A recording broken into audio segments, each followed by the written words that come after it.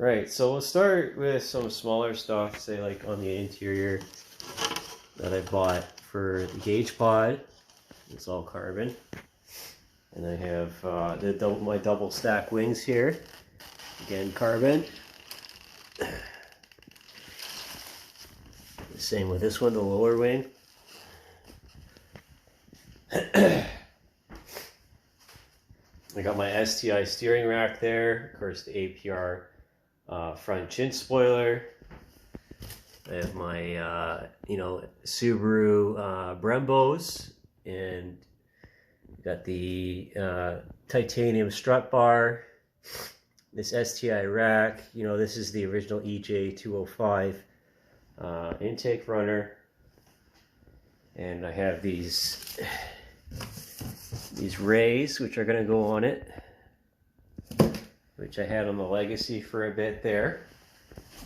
Let's see, you got some Grim Speed stuff, the plate relocator, 3-port boost solenoid, have group end mounts. I have my Mishimoto reservoir and other stuff here. So like, I refurbished these, or refinished these aluminum control arms, and those are brand new tie rod ends. Might just end up using those bushings again. They don't seem to be all that bad. What else we got in here?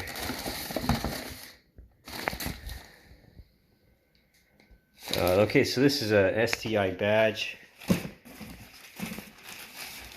here for the grill. Let me get this out of here. Nice pink one. And voila, just like that. And yeah, let's see. Okay, I've got HKS turbo timer over here. See that? Some nice, and they got some. There's some 6-speed stuff, so like tow hooks and.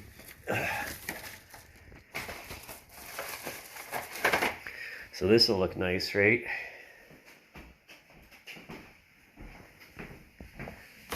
Just like that. Yeah, she'll be a striker, that's for sure. The head turner is the old term. Extended wheel lugs, we'll probably put some spacers on it. I'm not really sure yet. Try to put as wide a tire on it as possible. So a radiator shroud, other little accessories around here too. So, yeah. That's that. Okay, car story. I always loved Subaru. Always loved the WRX, the STI. And, my first Subaru was my father's. It was a green Forester. It was a 98 or a 99. And it was a hand-me-down. But moving on from there, I went and my license was suspended at the time. I was working in Trois-Rivières, and I was riding my bicycle during the winter at AAR. Well, it was Premier Aviation at the time, and I saved up about $4,500 in order to find a vehicle. And I was staying at this monastery. It's the closest thing I could find to the airport, within biking distance, with my giant rain, and so I was doing a lot of interior work with them, which is hard work, a lot of heavy lifting. The carpets, the seats, inspections, lifting floorboards, checking everything. And then from there, I found a car in town through my sister.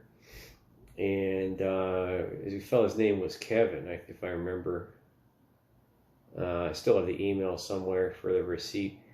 And she went and looked at it. She went and drove it. and it was a project car, right? I was a little bit ignorant to the matters at hand, and well, it had a changed transmission. It had a JDM transmission, a 5-speed, and at the time I didn't know that you know, the differential and the transmission were not matched, so that led to problems later down the road. You know, got it certified here at Ultra Auto Care. Drove it to Quebec, and I had a, you know, it was during the winter again. You know, very happy with it. You know, my first real sports car.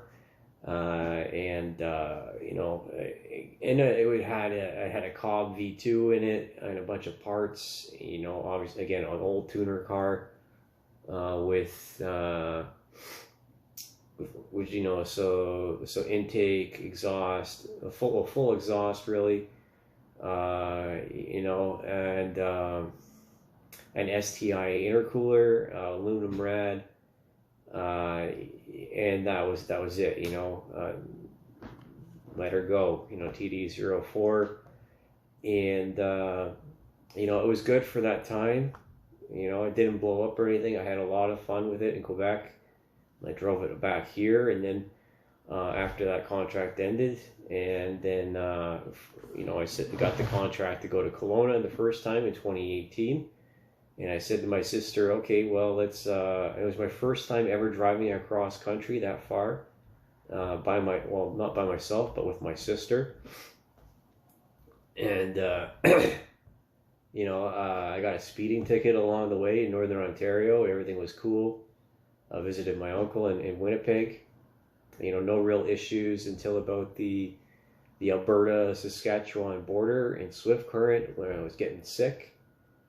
And then getting closer to Calgary, the whine of the gears of actually the differentials, they started to grind, and it was really terrible. You couldn't hear my sister and I, and we were both miserable, you know. So I left it at a mechanic there in Calgary who deals with mostly Subarus, and we rented a van. Without snow tires, and then drove through the mountains into Kelowna. So a triumphant arrival, I'll tell you that much. And you know, it took me a couple of months to find, well, to have the money. And you know, I sent my sister home on the airplane back here to London. And it took me a while, again, maybe a month or 2, 3 months, whatever it was, to get the money and find a matching differential and transmission, then have it shipped out to Calgary. Then, you know, I flew out to Calgary. And, well, no, there was a funeral involved somewhere in there. And then I flew to Calgary and picked up the car, and then drove from Calgary into Kelowna. And then I had the car for a summer. I met up with the Subaru club there, and then with Classified Motorsports. It was the first time that I ever met any of them. And well, we got together, and I spent some money. You know, changed to a Cobb V3. You know, tried to keep it together. I should have probably got some tires or whatever, but you know, I was ignorant. I was just getting into this. You know, not as knowledgeable as I am now. You know, magnetic drain plug. You know, little stuff like that. You know, and just trying to keep it going and have some fun with it, which I did. Had a lot of fun with it. With you know, how for the status that it was. And then I blew up the transmission. Yeah, I screwed it up coming down the mountain somewhere in the valleys around Kelowna. And I found one somewhere in Kamloops that was the same ratio, and went to go get it because it was like second or third gear that was whining really badly. And then I had that put in by a local in Kelowna, And then, not soon after, maybe a month or two after that, the contract ended in Kelowna, and I started driving home. So, it didn't really, I didn't have any issues. Obviously it was burning a bit of oil, and I was keeping an eye on it. I was actually very, uh, anxious about such a thing.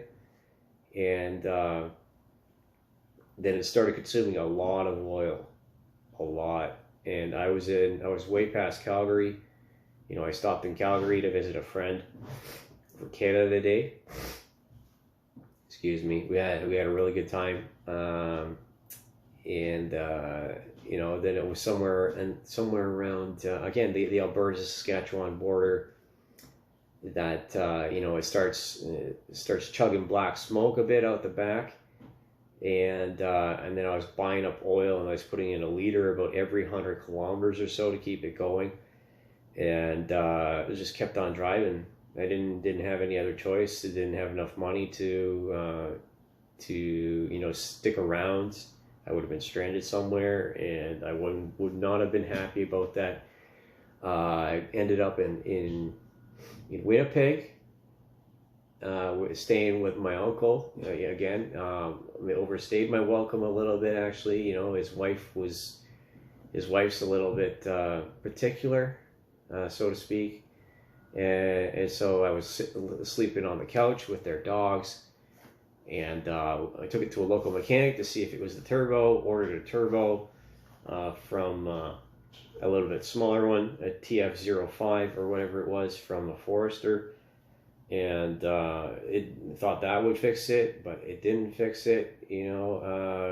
So then by the time that I figure that out, I'm well beyond Winnipeg. I had to ask for money. And the relatives sent me some money to help me push that through, and because my friends weren't willing, my family was all tapped out. Again, highlighting the issues of being a contractor and just trying to be an independent business person in aviation. That the money is not enough, and there's this expectation that you're going to have credit, and that you're going to have a support system, and that you're going to plan for all these things.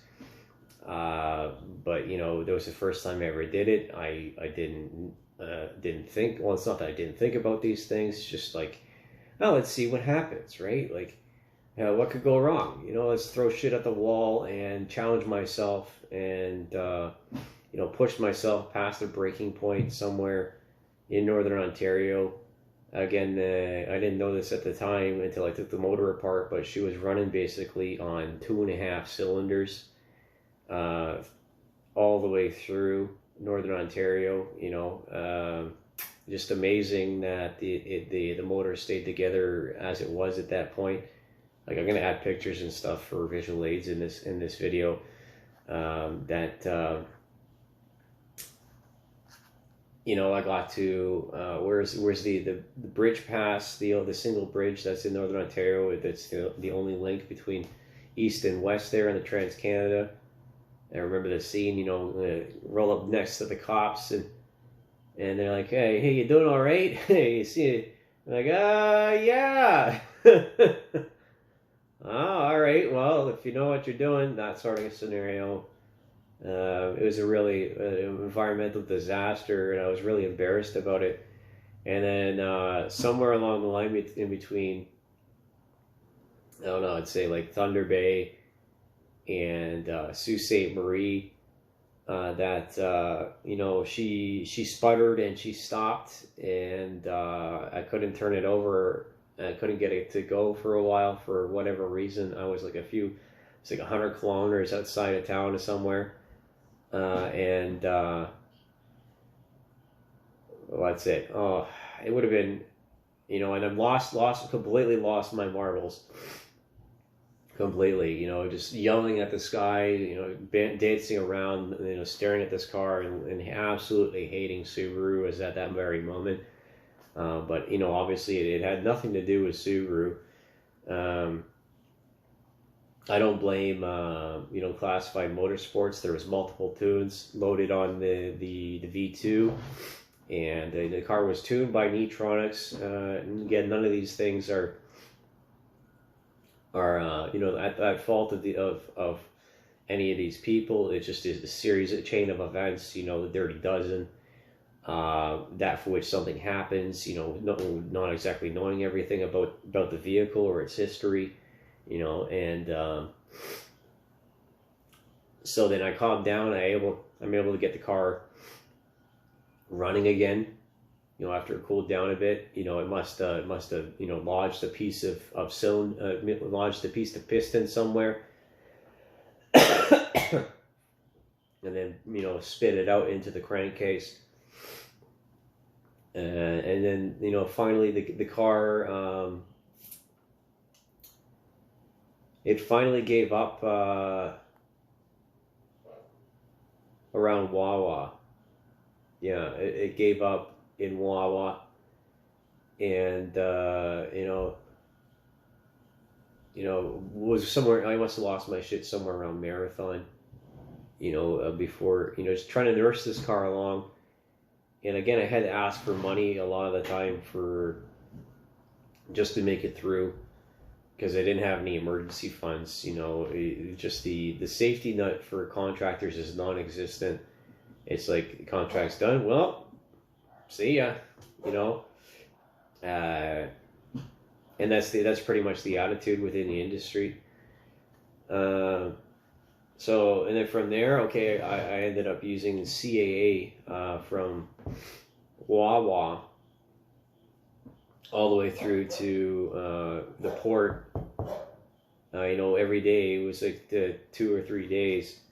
To get my vehicle from where I broke down in front of the cop shop near Wawa. I say in Wawa, close to it, and I had zero money basically, and it was only through the help of my mother. A lot of the time, the times that this stuff has happened, that I've been able to get through, and my family, whatever capacity it was possible. And so yeah, in the tow truck, tangents being tangents, talking to this fella, he was a native. He was into wrestling. And I say, hey, why don't you call yourself the Saugeen Slammer, And a couple of jokes were had, and just trying to keep things light. Let's see, and then it got to port for the Chichaman, not Port Burwell. I don't remember the name right now. Let's see, let's look this up.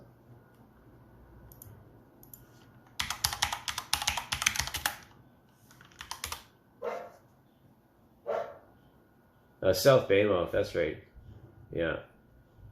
And I slept in the car overnight and got the car on the next morning. And thankfully it turned over and it was still smoking like crazy. I didn't expect it to be able to do that. It's just amazing what, the durability basically of Subaru. And the motor itself, the fact that it survived all of this, and the turbo survived, it was still boosting. I didn't try to push it that much, but just absolutely incredible. And then I got to get to the Tobermory side, and I'm looking, okay, where can I stay overnight, and then get another CAA to tow my car from there to my uncle's place in Strathroy. But the cost of at the time was prohibitive. It was like, I don't know, $150, $200 a night, and I was like, no, I'm not doing that. So I drove the car from there to Wyerton, where I have another uncle that lives there, and stayed there overnight, and then got the tow truck, and then got it to Strathroy. And it sat there for a while, and then I took it apart. I got the motor out, Started getting it ready for restoration because it needed body work as well. And I started collecting parts, you know, Subi savers, the rockers, and the dog legs, and other things for it. You know, started planning out the engine rebuilds, and when I took apart the engine, there was chunks of the pistons, you know, large chunks of aluminum, bearing material, obviously, and you know, scored the cylinder walls. But you know, when you opened it up, I didn't know that I probably had like Manley pistons in it, and some Tomei rods, which was a complete and utter, you know, win in my opinion, because those rods are now in the rebuilt motor, and it was a 207. You would crack it open and had, you know, it's like, holy shit, it's actually a 207. It's not 205. I had no idea, right? What kind of win that was throughout, you know, all of this adversity. You know, again, you know, like chunks of piston. One of the pistons, the ring lands, it cracked. You know, it got way too hot, and there's cracked down the piston skirt. You know, so obviously that's the reason why it was consuming so much oil. Excuse me. And let's see what else. So then, yeah, now the body has been, you know, it's at a stage, it's in primer. You know, the rockers are done, the dog legs are done, the engine bay has been painted, and the door jamps have been painted. Again, I got pictures. It's not complete yet. It's just, you know, this is a very expensive project. I have a hot motor, right, with 272 lift cams, fully built bottom end, and you know, all the supporting hardware for those high lift cams. You know, I got Killer Bee accessories. You know. Pretty much my dream car, right? Because I wrote this out. How can I make this car better? You know, how can I, you know, make this into, you know, a reward for myself, having been through all of this abuse and all of this neglect, and you know, all of this adversity in my life, just to have something nice for once. You know, all this other stuff. You know, you know, like the computer and the banjo and whatever, right? It to a gearhead, you know, a project car is a means of expression. It's an outlet, right? And I learned a whole lot in the process with my uncle. You know. And I've taken more than a few engines apart and transmissions apart in that time, between then and now. So again, I have a 6-speed transmission and matching differential. You know, and also the, you know, again, the hot motor, Tomei 7960 or whatever it is, turbo for it. You know, and then all the stuff that you've seen behind me. And I want to take this car and do track days or do time attack. Yeah, like it'll be nice. I'll keep it nice and pretty for a while, but then eventually I want to go racing. That's the end goal of this car. And you know, it's a bug-eye wagon. You don't see many of those on the track. It's a rare car to begin with now, after, well, considering it was 2002, close to 20 years, right? 20-year-old car. And you know, I hope that you'll stay tuned for it, and that you know, I can get some support to finish this thing, because it's my passion project. You know, the legacy has been a distraction and more or less a tool. And you know, there's that preservation aspect and historian aspect to my, you know, my mentality. And you know, both of these vehicles are quite rare. You know, and again, obviously I really like wagons because of the utility and their, and you know, their tools as well as their playthings. that's my entire reasoning for building them. So yeah,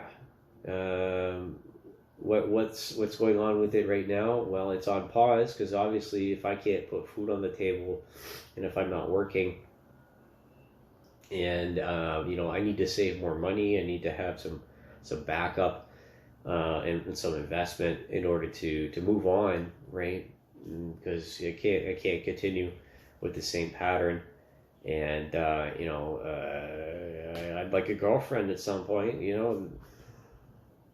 I have other ideas and things to purchase in order to make it safer for a more GT or track day orientation. It's not the Bug Eye is not intended to be my everyday car. It's supposed to be my summer car. And I'm not really sure what's going to happen with either of them at this moment, because the vehicles could be a depreciating loss, and some people consider the car hobby to be a financial mistake, but that's your opinion. And I love what I do. I'm an engineer, even though I don't think that I am. I think like one. I'm a mechanic. I'm an artist. These are my avenues of my personality, and that's the way a lot of other people feel about this. So, see you around for the next update.